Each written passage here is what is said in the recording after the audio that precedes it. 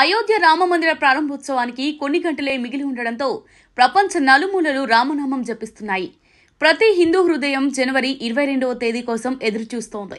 ఆరాధ్య దైవం శ్రీరాముడి దివ్యమందిరం ప్రారంభోత్సవం కనులారా వీక్షించాలని ఆరాటపడుతోంది. సోమవారం జరిగే రామ్లల్లా ప్రాణ ప్రతిష్ఠ కార్యక్రమం అంగరంగ వైభవంగా జరగనుంది. కానీ అందరికీ ఆలయానికి వచ్చి చూసే అవకాశం లేదు. ఈ మహాక్రతువును ప్రత్యక్షంగా వీక్షించేందుకు వీలు పడదు.